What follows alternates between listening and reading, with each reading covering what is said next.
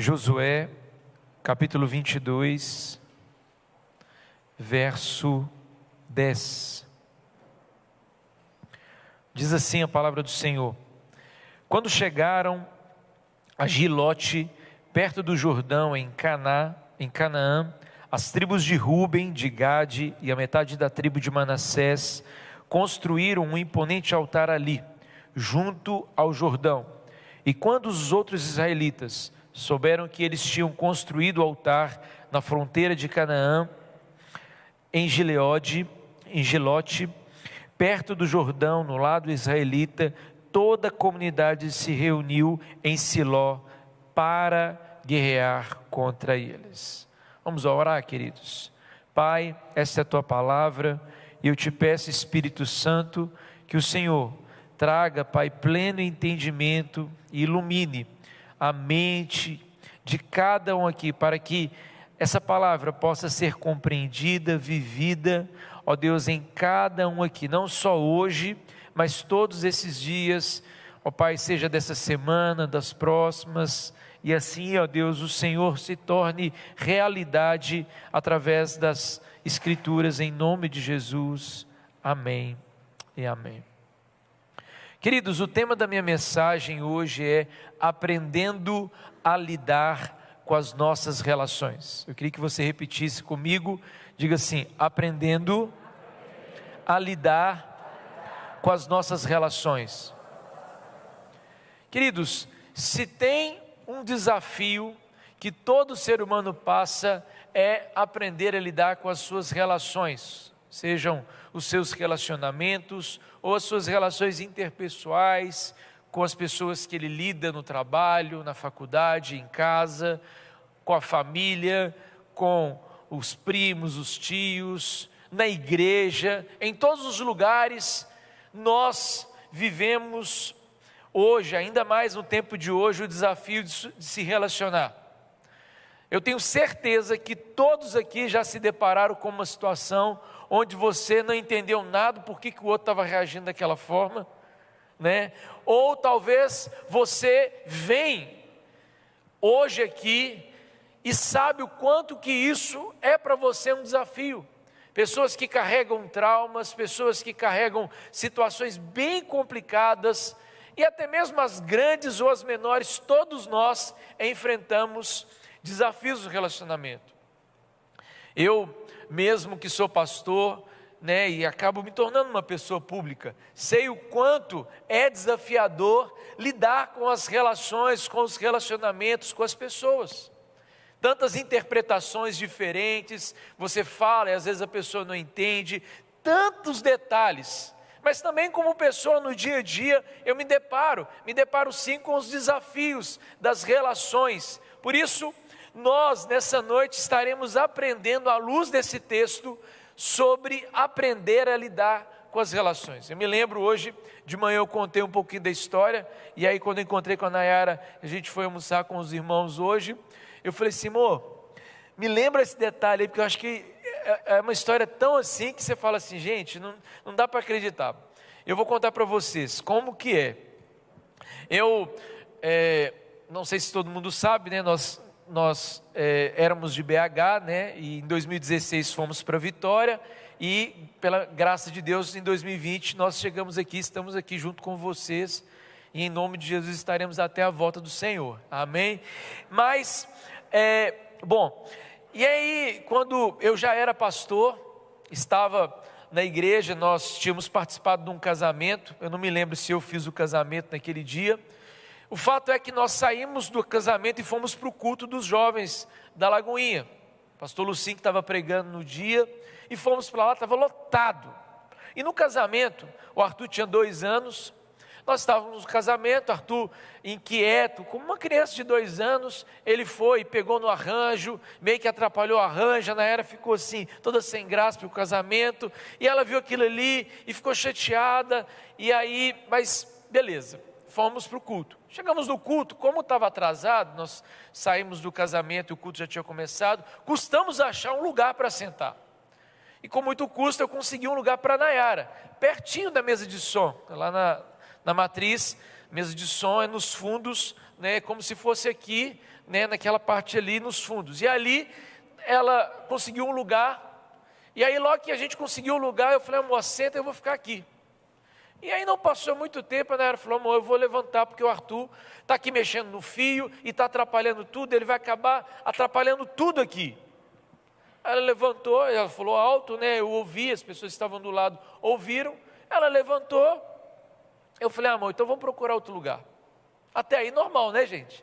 De repente surge uma pessoa do chão, ela brota. Sabe aquelas pessoas que parecem que surgiu do chão? Ela brota assim do chão, falou assim, o senhor é o pastor? Eu falei, sou pastor aqui na igreja. Falou, então, sua esposa me ofendeu ali. Eu falei, sério? Aí eu falei assim, mas eu estava do lado dela, não entendi. Ele falou assim, não, porque sua esposa falou que quando eu estou num casamento, no culto, eu atrapalho tudo, estrago tudo que está do meu lado. Eu falei, hã? Eu falei assim, ô moço, mas acho que não é isso não. Ele falou assim, é isso mesmo, eu estou muito chateado, e você como pastor tinha que falar com sua esposa que ela não podia falar jamais com alguém sobre isso. Eu olhei, eu falei assim, quase que eu falei assim, não estou entendendo nada, né? Pensei assim, não entendi. Eu falei, moço, mas de onde você tirou isso? Não, é porque eu fui num casamento e eu estraguei o casamento lá com a decoração, e eu acho que ela estava lá porque ela falou a mesma coisa aqui. Eu falei, nossa, pai. Tem uma tia que fala comigo que para resolver problemas desses tem que fazer um curso de pós-graduação. E eu fiz gestão estratégica de pessoas. Sério, eu fiz diploma, né, minha tia fala, filho, usa o curso agora. E eu falei com ele assim, moço, peraí, calma, respira. E ele estava chorando, nervoso, eu pensei assim, esse moço não está normal. Não tomou o remedinho de hoje. E aí eu falei assim, gente, não tem lógica. Falei, moço, calma. Falei, olha, o que aconteceu? Aí eu comecei a relatar o caso todinho para ele. Depois que ele terminou, depois que eu terminei, ele falou assim, ai, que bom, então não é do casamento? Eu falei, não, minha esposa nunca te viu. E eu estou te contando esse exemplo, porque eu tenho certeza que você também já se deparou com situações que você fala assim, gente, eu não estou acreditando nisso. E agora nós vamos ler um texto que vai falar sobre aprender a lidar com as nossas relações. É óbvio que não vai falar exatamente isso, mas nós vamos pegar esse texto e trazer uma aplicação sobre isso. E o texto começa, ele é muito grande, então eu vou dividir ele em 5 partes, para que você possa entender de forma mais prática e não fique tão longo, e aí você acaba esquecendo o ponto 1 e o ponto 5, e assim a gente consiga caminhar. Mas vamos lá. A primeira coisa que eu quero destacar está no verso 10. Acompanhe aí, Josué 22, 10. Nós já lemos, mas eu quero ler o 10 e o 11. Diz assim, quando chegaram a Gilote, perto do Jordão em Canaã, as tribos de Ruben, de Gade e a metade da tribo de Manassés construíram um imponente altar ali, junto ao Jordão. E quando os outros israelitas souberam que eles tinham construído o altar na fronteira de Canaã, em Gilote, perto do Jordão, no lado israelita. Preste atenção. Na semana passada, eu comecei a ler Josué 22. E se você esteve aqui semana passada, nem preciso eu te falar, mas para os que não estiveram, eu vou trazer aqui um resumo. E a história de Josué 22 é o relato onde Josué libera 2,5 tribos do povo de Israel que tinham ficado junto com as outras tribos para guerrearem e conquistar as terras que o Senhor tinha dado a eles como promessa. A história de Josué é a história de um livro de conquistas.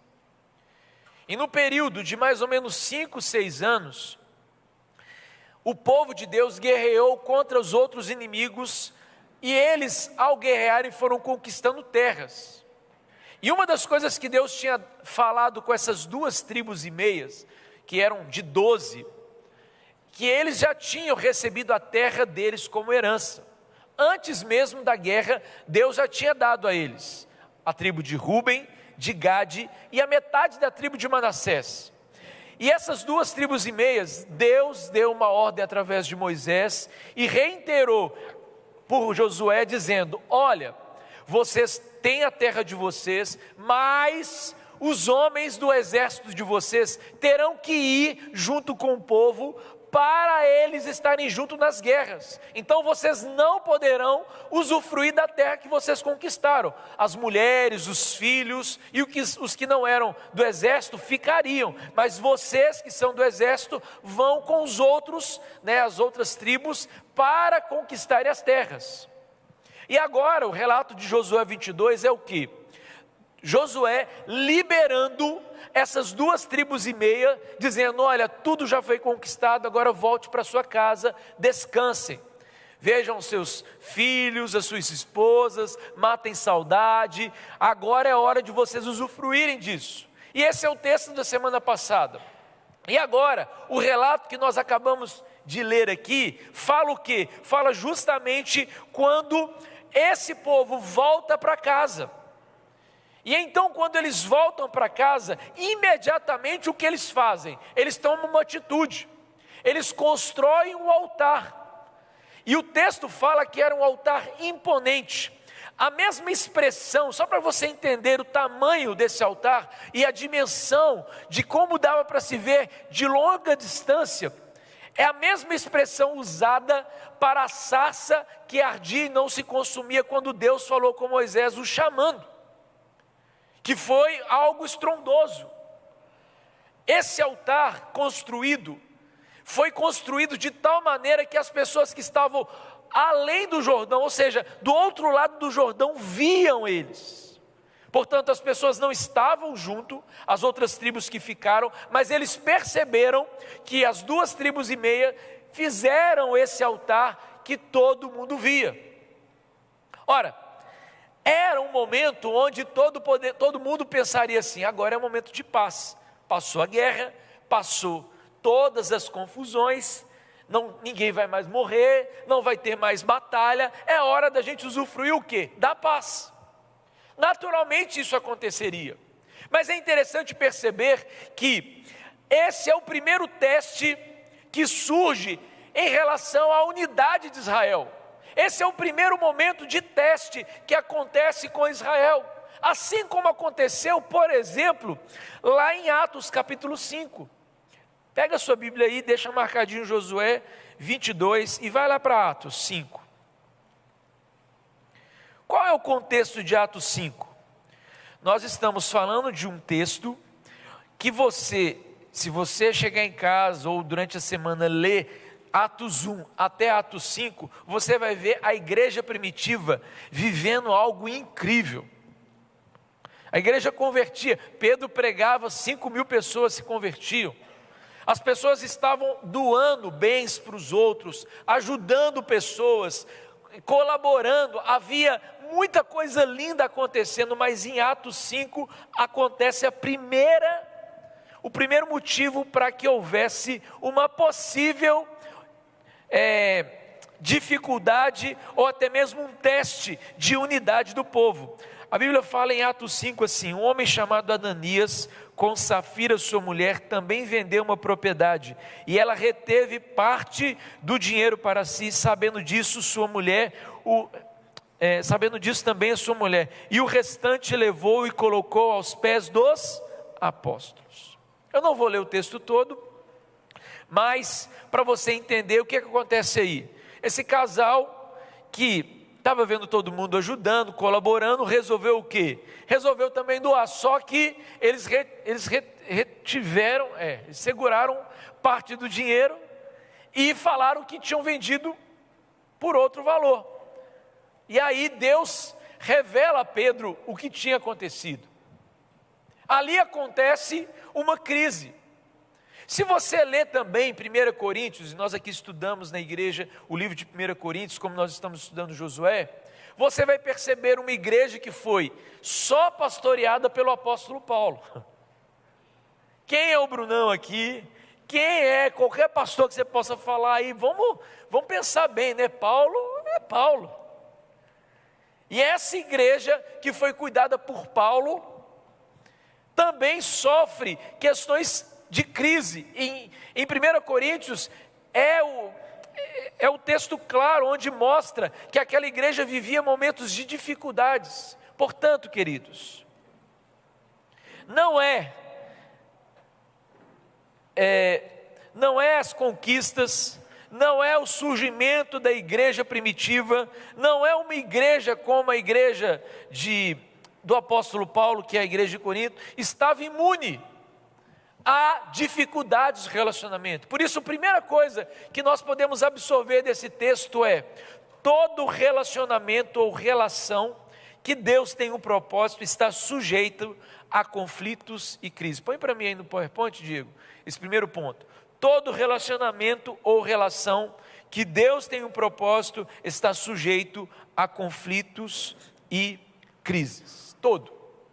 Não estou dizendo que todos terão, mas todos estão sujeitos. E nós precisamos de primeiro ponto, ter essa consciência. Porque se nós olharmos para um contexto como esse, jamais imaginaríamos que construir um altar ao Senhor, que foi o que foi feito, saindo de um período de guerra, poderia se tornar um problema. E de fato aconteceu, porque nós lemos no 12, que o negócio ficou tão feio que os homens saíram das suas terras para guerrear contra os seus próprios irmãos de outras as tribos. No original não é nem guerra, é para matar. O trem ficou feio.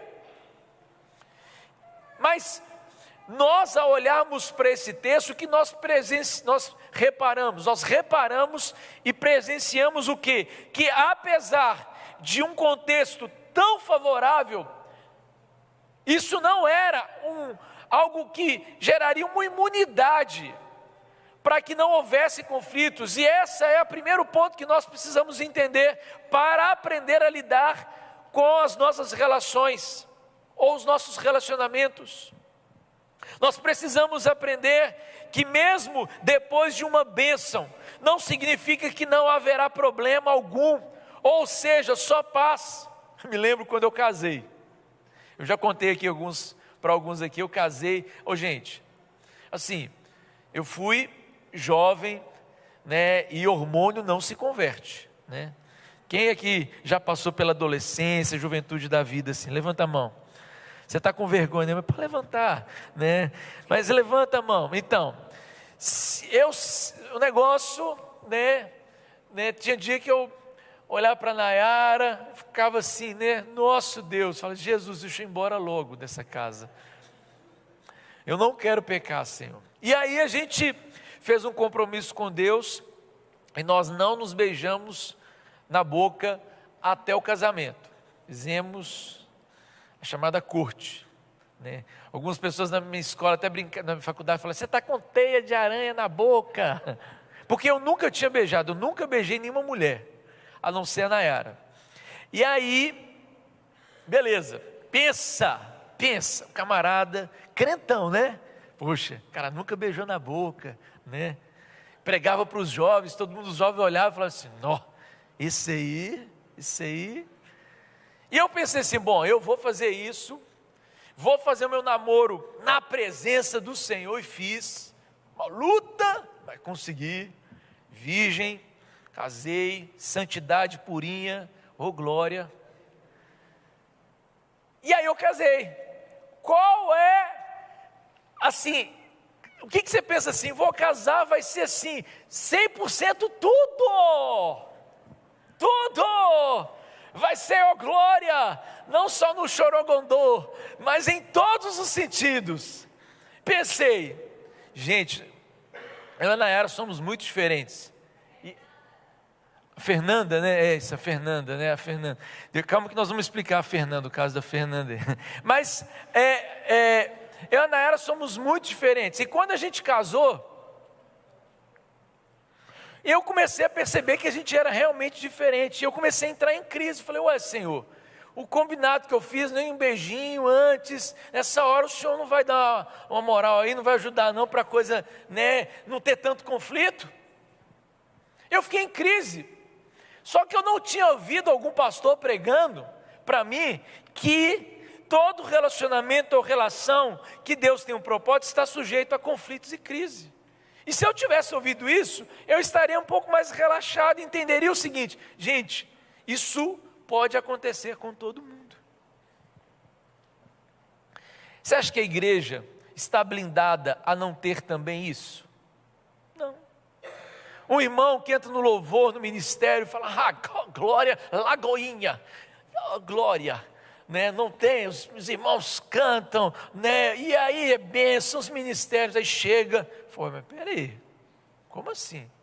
E vai no GC, e chega lá, aí o líder do GC no dia, não foi, chegou o outro, ministrou, e aí ele ministrou, e se for, gente, pensei que era diferente. Mas nós precisamos, a primeira coisa que nós precisamos entender, para que a gente possa aprender a lidar com as nossas relações, é que todo relacionamento e toda relação está sujeita a crise e dificuldade. Você entende isso? É importante você entender. Talvez você diga assim: pastor, eu já estou com uns 40 anos de casado, se eu não aprendi hoje, já era, até hoje não... Mas muitas vezes a gente às vezes está com muitos anos de casado e a gente não entende isso, sério mesmo. Eu que atendo muita gente no gabinete, aconselho, muitas vezes nós criamos expectativas irreais. Gente, se na sua casa é 2 sanguíneo, porque tem gente que não é sanguíneo, é hemorrágico. Sanguíneo é o quê? A pessoa com temperamento forte. Se é 2 hemorrágico, é óbvio, vocês casaram, então pede Deus para abençoar mesmo, porque senão o negócio é tenso. Imagina, um fala alto, o outro fala alto, o outro fala alto, e você chega lá, você parecendo que está tendo uma guerra, mas eles estão conversando, é sério. Só que quando a gente não tem paz com isso, a gente cria ideais que não existem. Mas se você casa com um irmão tranquilinho, aleluia, a bênção. Agora, se o irmão não canta aleluia, ele canta, oh glória, né? E você está cantando, oh glória, aí pronto, complicou. Então nós precisamos aprender a entender que nas relações, nem sempre está sujeito a questões onde não vai ter conflito. E eu não falo só para casamento, para amizade, para igreja. Gente, igreja é um negócio que, se Deus não estiver presente, dá muito problema. Por isso que eu creio mesmo, que enquanto a gente está aqui reunido, o Espírito Santo está convencendo o seu coração, está ministrando, porque senão, como eu falei semana passada, dá ruim. É sério. São pessoas com realidades, com temperamentos, com histórias, com culturas tão divergentes, tão diferentes. Por isso nós precisamos aprender. A segunda coisa que esse texto nos ensina, vai no verso 12 aí. Verso 12. O texto diz assim, capítulo 22 de Josué, verso 12. Diz: toda a comunidade de Israel reuniu-se em Siló para guerrear contra eles. Então os israelitas enviaram Finéias, filho do sacerdote Eleazar, à terra de Gileade, as tribos de Ruben, de Gade e a metade da tribo de Manassés. Com ele enviaram 10 líderes, cada um de sua tribo, sendo cada um deles chefe da sua respectiva família dentre os clãs israelitas. Meu Deus, eu não sei se você entendeu o que você leu aqui, mas o negócio começou a ficar tenso. Eles ouviram que eles estavam construindo um altar do outro lado do Jordão, e o que aconteceu? Finéias, filho do sacerdote, que tinha sido escolhido pelo Senhor, que oferecia os sacrifícios, que levava o povo à adoração, vai até as tribos, guerrear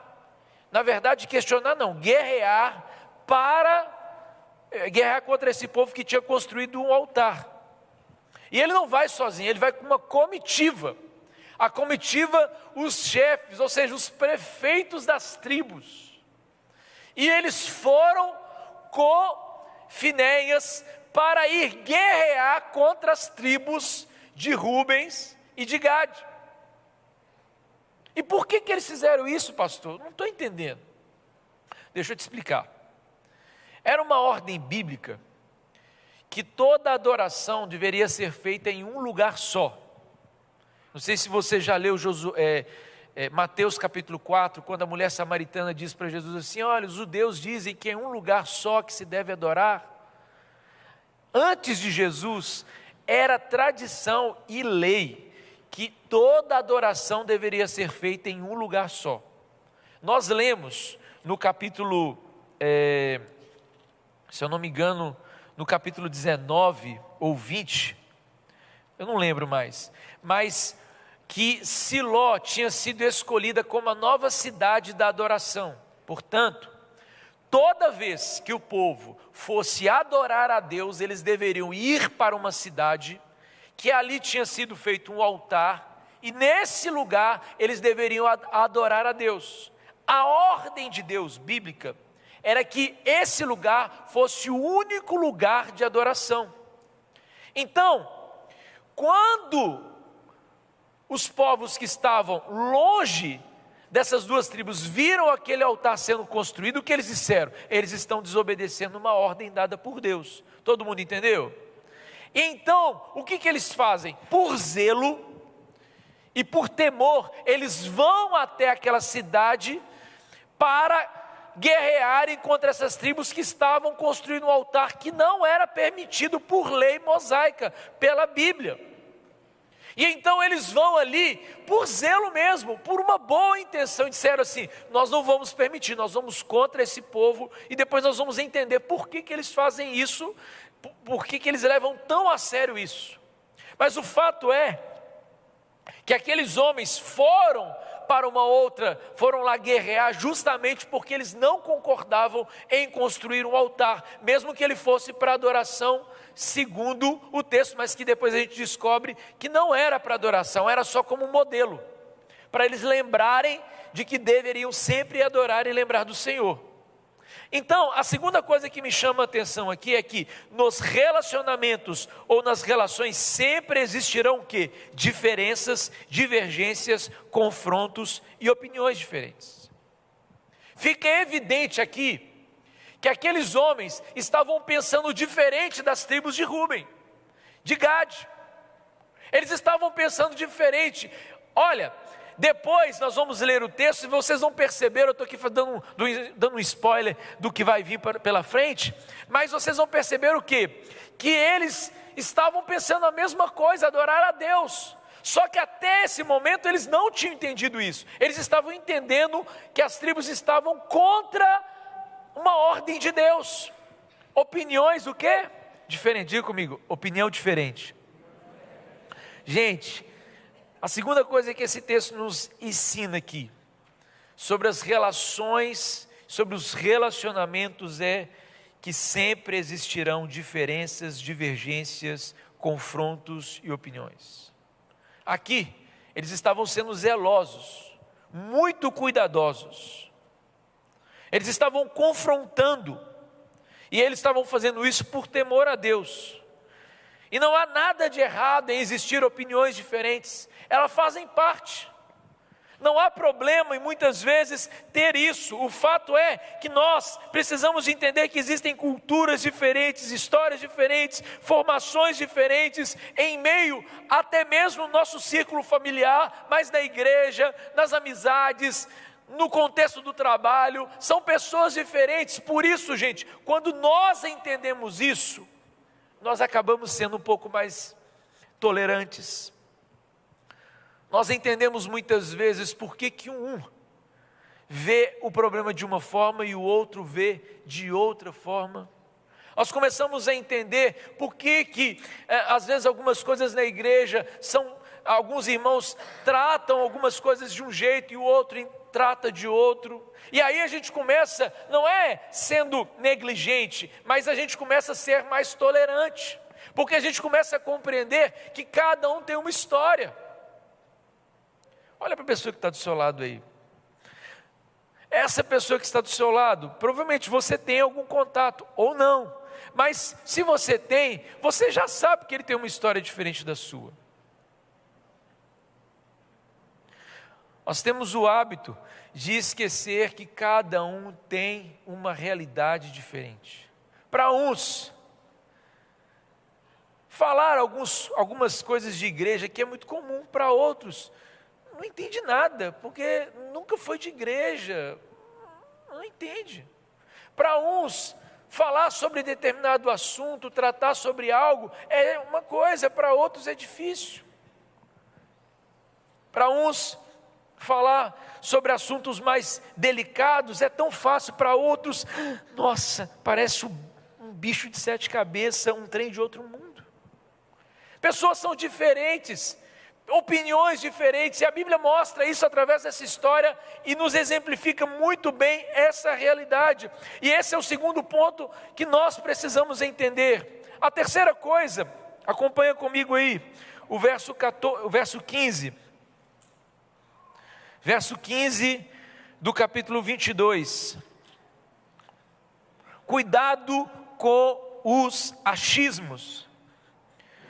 15. Quando chegaram a Gileade, as tribos de Ruben e de Gade, e a metade da tribo de Manassés, disseram-lhe: assim diz toda a comunidade do Senhor, como foi que vocês cometeram essa infidelidade para com Deus? Está vendo? Está vendo que eles enxergaram que a construção desse altar era uma infidelidade a Deus? Todo mundo entendeu aqui? Mas não foi, nós vamos ver que não foi, mas eles acharam. Aí, como foi que vocês se afastaram? Continua aí. Se afastaram do Senhor, construindo um altar para vocês, rebelando-se contra a lei dele. Já não nos bastou o pecado de Peor, até hoje não nos purificamos daquele pecado, muito embora uma praga tinha caído sobre a comunidade do Senhor, e agora vocês estão abandonando o Senhor. Gente, eles estão comparando o erro deles, o possível erro, que na verdade não foi, a um pecado de um povo que é relatado em Números 25, que é um pecado de imoralidade. Depois, eles continuam supondo algumas coisas. Acompanha comigo aí o relato, o capítulo 22, verso 19. Agora eles vão tentar achar que aquilo ali foi porque a terra era um lugar imundo. Verso 19: se a terra que vocês receberam como propriedade está contaminada, passe então para a terra que pertence ao Senhor. Ou seja, eles estão dizendo o seguinte: olha, será que vocês estão construindo esse altar aí porque aquela terra é uma terra contaminada e vocês estão querendo purificar a terra fazendo aquele altar? Por que vocês fizeram isso? Não pode, a lei é clara. Eles então estavam levantando hipóteses, eles estavam tendo vários achismos. E a terceira coisa que nós precisamos aprender nessa noite, com essa história, sobre os relacionamentos, sobre as nossas relações, nós precisamos tomar cuidado com os achismos. Ô gente, se tem um trem que é um negócio doido, é o achismo. Esses dias eu estava ouvindo um caso de um pastor, que ele estava no púlpito, pregando a palavra, e tinha uma irmã, tipo assim, a Dulce, que eu tenho liberdade, né? Levanta a mão, Dulce, aqui, a Dulce. Aí a irmã estava assim, de frente para o pastor. O pastor achou estranho, falou: que isso, gente? Isso é gesto, né, de uma relação de um homem com uma mulher, né, sexual. E aí a irmã falou assim, e ele falou assim: sangue de Jesus tem poder, não tem temor da palavra de Deus. E o pastor lá assim, ouvindo, e a irmã, e o culto rolando e tal, e a irmã assim. E o pastor: gente, o demônio está se manifestando no meio do culto. Jesus amado, disse que o pastor começou a suar, e ele falou assim: meu Deus do céu. E aí na hora que o pastor foi fazer o apelo e chegou na frente, a irmã fez assim, ó. Aí falou: nossa, a igreja toda vai ver. Ele falou, e ele já julgando a irmã, e aí ele virou, a irmã falou, pastor, você está esquecendo dos dízimos e das ofertas. Aí ele, que vergonha. Isso acontece. Os achismos a gente julga sem saber. Domingo passado eu chamei a Nayara aqui, minha esposa, para quem não sabe, né, ela fica muito no Kids, por isso que às vezes alguns vêm, e ela pintou o cabelo de ruiva, né? E aí, eu que gosto de brincar e tal, e o nome dela é Nayara Fernanda, né? Eu falei, gente, eu quero apresentar a irmã Fernanda, a esposa nova que eu casei, que eu estou agora. Alguns nem entenderam, porque ela mudou tanto, né? Ela era loira para ruiva, falou assim, ué gente, quem que é essa mulher? Teve irmão que falou assim, olha pastor, misericórdia.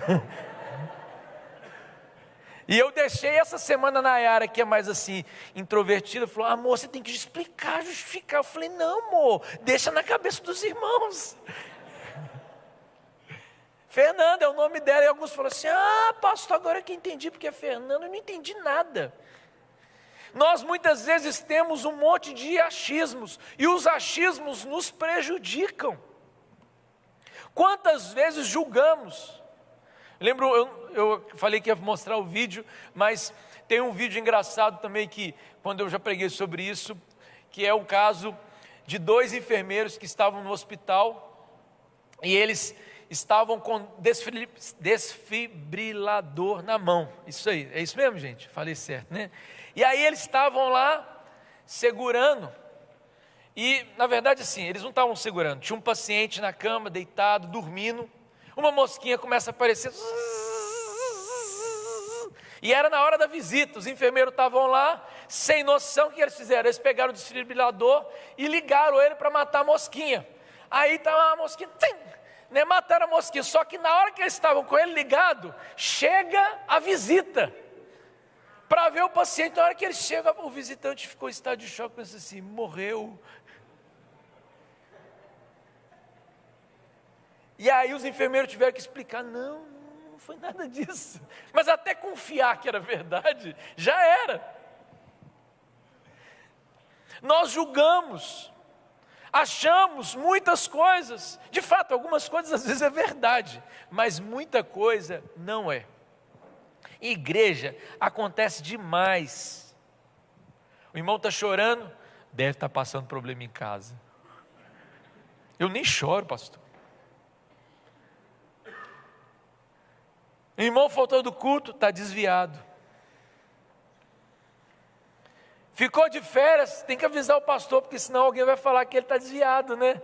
E aí coloca nas redes sociais, está na praia, aí por inveja alguns irmãos falam, está desviado mesmo, olha lá pastor. Estou brincando. Mas o que acontece muitas vezes, o que nós temos o hábito de, diga comigo, julgar. Muitas vezes julgamos. Às vezes a pessoa está passando por problema mesmo. Às vezes ela fica sem graça de vir na igreja. Não deveria, mas muitas vezes acontece. E nós muitas vezes temos um monte de achismos. Os achismos atrapalham os relacionamentos. Pare de julgar. Diga para a pessoa que está do seu lado assim, pare de julgar.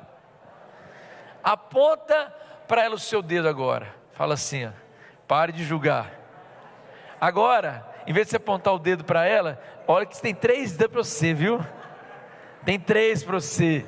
Então, para você ficar livre, faz assim, ó, para de julgar. Põe assim o dedo assim, ó, desse, para de julgar, irmão. Nós temos que aprender a não julgar. Sim, porque isso atrapalha os relacionamentos, e não é só dentro da igreja, na família, no trabalho, na empresa, na faculdade, nos estudos, em todos os lugares. Isso prejudica muito. Eu sei que muitos que estão aqui me ouvindo dizem, pastor, eu tenho bons motivos para isso. Eu também te entendo, porque eu também passei por decepções, tristezas, traições. Eu sei que muitas vezes isso é verdade, mas nós temos que aprender que Jesus estabelece algo novo e nós não podemos generalizar. Deus quer, a partir de novos relacionamentos, trazer algo novo na sua vida. Se você ficar preso ao passado, você nunca vai viver o novo de Deus na sua vida. Eu sei que é difícil romper com o passado, sim, é difícil, mas por isso você está aqui buscando a Deus e pedindo para que Ele te transforme e te faça uma pessoa nova. E é por isso que Deus está nos trabalhando. Alguns, e não sou eu que tenho que te julgar, vão ter mais dificuldade mesmo. Pastor, não confio em ninguém, nem na minha sombra eu estou confiando ultimamente.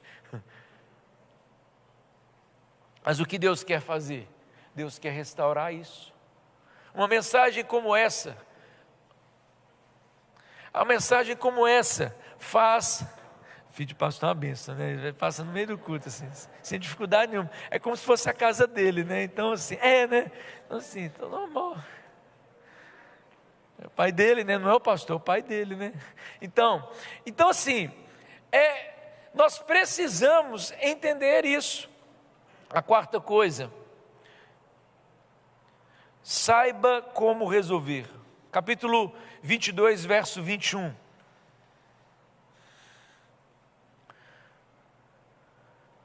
Diz assim: então as tribos de Ruben, de Gade e a metade da tribo de Manassés responderam aos chefes dos clãs de Israel. Olha a explicação deles. O poderoso Deus, o Senhor, Ele sabe, e que Israel saiba, se agimos com rebelião ou infidelidade para com o Senhor, não nos poupe hoje.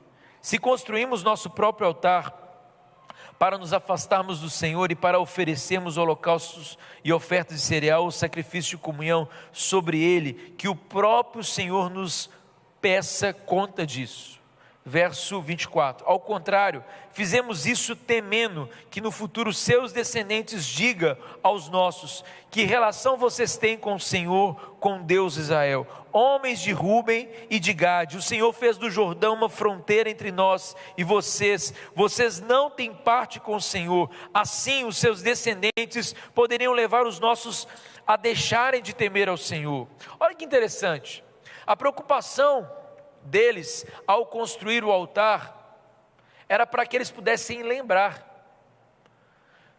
No verso 28, vai dizer que aquele ali foi construído não para que eles pudessem adorar, mas para que eles pudessem lembrar do Senhor. Fica claro aqui que a intenção deles não tinha nada de errado. Você concorda comigo? Não tinha. Mas como isso pôde ser esclarecido e não ter acontecido uma catástrofe aqui, morte, porque eles souberam como resolver. Eles souberam como resolver, e esse é um ponto importante. Diga comigo, saiba como resolver. O problema é que às vezes a gente não sabe como resolver as nossas diferenças, as nossas questões.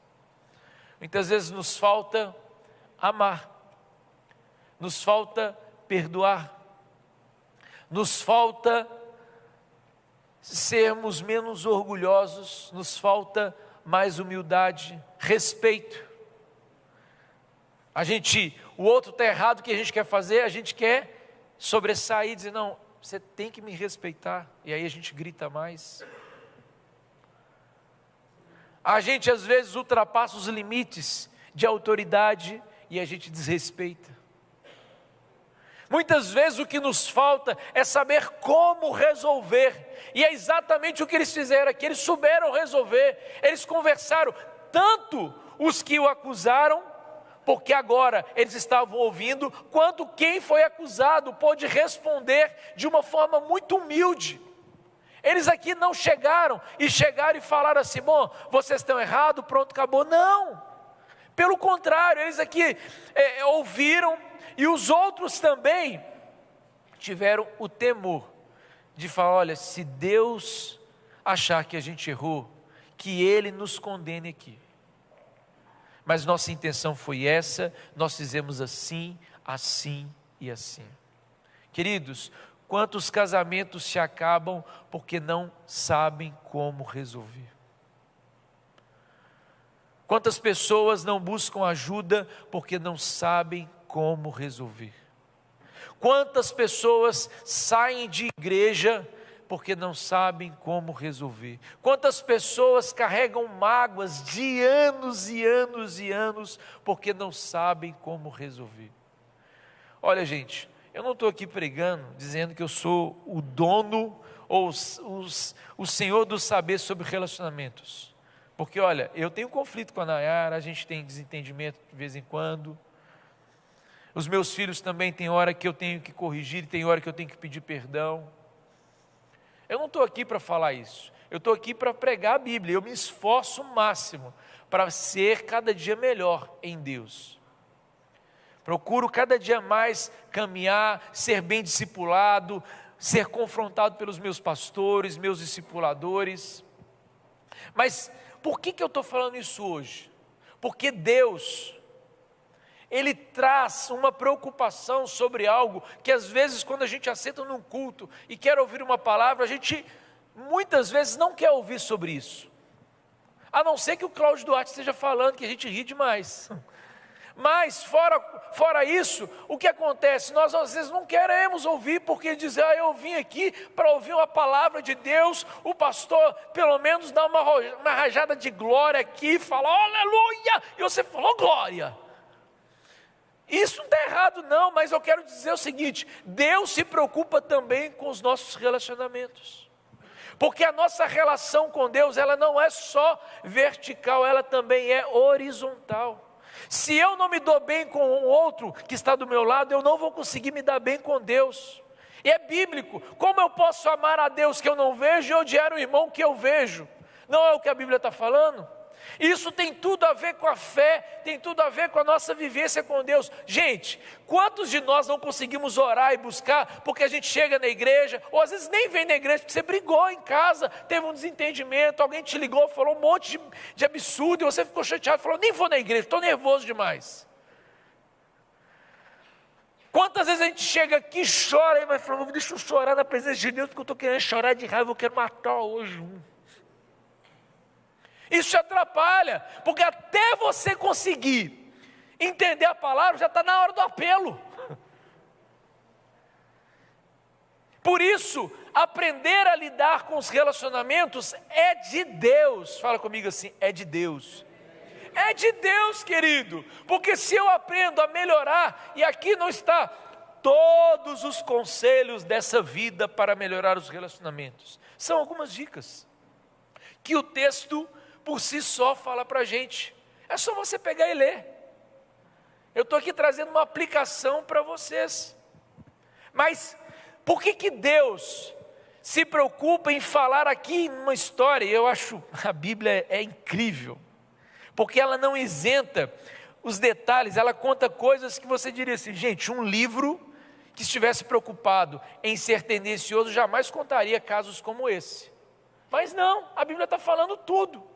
Inclusive um problema de divergência entre os irmãos, que quase deu morte, e só não deu morte porque eles conseguiram saber resolver. A quinta e última coisa está no verso 30, acompanha comigo, 22:30. Diz assim, quando o sacerdote Finéias e os líderes da comunidade, os chefes dos clãs israelitas, ouviram que os homens de Ruben, de Gade e de Manassés disseram, deram-se por satisfeitos. Então Finéias, filho do sacerdote Eleazar, disse a Rubens, a Gade e a Manassés, hoje sabemos que o Senhor está conosco. Se você ler até o 34, você inclusive vai ver eles dizendo, que isso seja um testemunho entre nós, que o Senhor é Deus. Ou seja, resolver um problema tão difícil como esse, foi um motivo para glorificar a Deus. Toda vez que qualquer relacionamento ou relação é bem resolvida, Deus é glorificado. Queridos, não há nada mais sobrenatural quando alguém chega e diz, me perdoe. Uma vez eu me deparei com dois irmãos que tinham um problema há 4 anos. E eles não podiam nem se ver na igreja direito, que dava um choque. E eu falei: Jesus, eu não vou deixar isso passar. E eu fiquei orando, orando, orando. Chegou o grande dia. E eu falei assim: deixa eu dar de maluco aqui agora. E aí eu falei: e esse problema? Coloquei no meio dos dois assim. Na hora que eu falei, um irmão falou assim: isso, apontou o dedo. Eu falei: vai dar ruim. Deu ruim agora. Apontou o dedo, falou assim. E tem homem que não aceita de jeito nenhum apontar o dedo. Fala: aponta o dedo para mim não. E aí esse irmão, que eu pensei que ele ia confrontar o outro irmão, disse assim: irmão, me perdoe, eu te julguei errado. Eu falei: oh glória, eu dei um glória, foi a maior glória da minha vida. Falei: glória a Deus. E eles se abraçaram, pediram perdão e se reconciliaram de algo que tinha quase 4 anos, que um carregava do outro. Quantas questões precisam ser resolvidas, e quando elas são resolvidas, Deus é glorificado.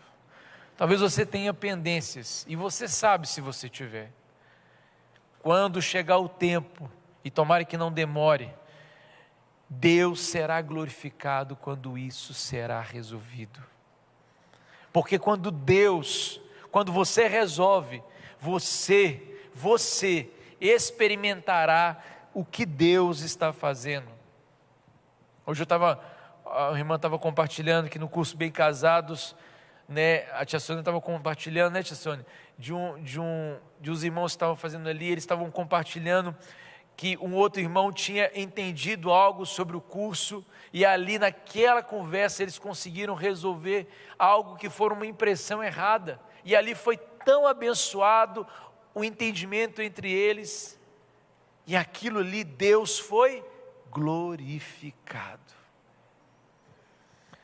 Queridos, a Bíblia fala em Salmos 133, abre a sua Bíblia aí, Salmos 133, olha como que Deus trata e dá tanto valor aos relacionamentos. Ele diz assim, Salmo 133, verso 1, diz: como é bom e agradável quando os irmãos convivem em união. A presença de Deus quando existe união.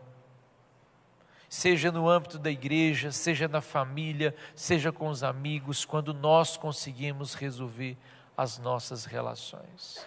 Eu queria que você ficasse em pé neste momento. E nós vamos fazer algo. Se você não tiver liberdade, não se sinta obrigado a fazer. Mas eu queria pedir que você desse a mão à pessoa que está do seu lado. E qualquer coisa você pode passar um álcool no final do culto também. Mas se você não tiver liberdade, tudo bem. E se puder fechar os corredores também, feche também. Um gesto desse aqui, que é dar a mão. Um dia ouvi um moço falando comigo, isso tem muitos anos. Falar: pastor, quando a gente canta aquelas músicas assim, como é precioso, irmão, estar bem junto a ti, junto lado a lado, andarmos com Jesus. Isso para mim é falsidade. Pastor, quando a gente dá a mão na igreja assim, isso para mim é tudo bobeira.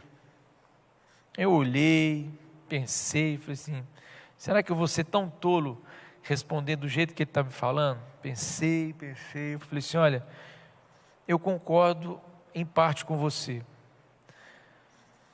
Aí ele falou: como assim? Eu falei: depende de como você enxerga isso. Se você enxerga isso como algo mecânico, tudo bem. Mas se você entende que isso é um gesto que pode significar algo muito maior espiritualmente, aí as nossas visões são diferentes. Quando nós fazemos algumas atitudes aqui na igreja, não são só atitudes simples.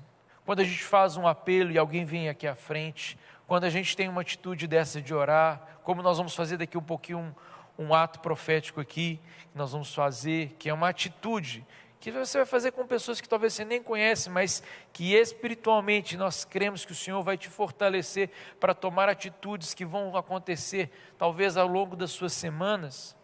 Você vai entender e entenderá que é Deus que faz esses moveres para que nós possamos tomar atitudes. Então eu queria que junto com o seu irmão, com a sua irmã, se você não sabe o nome, pergunte, porque você vai orar por ela, você vai orar por ele, você não vai orar por você agora. E aí você comece a orar por ele, para que Deus o ajude nas suas relações, nos seus relacionamentos. E ao perguntar, comece a orar por esse irmão, comece a abençoar esse irmão e essa irmã. Pastor, não sei orar. Fala com Deus do jeito que você consegue orar. Se não for muito tempo, não preocupe que Deus te ouve do jeito que você consegue falar.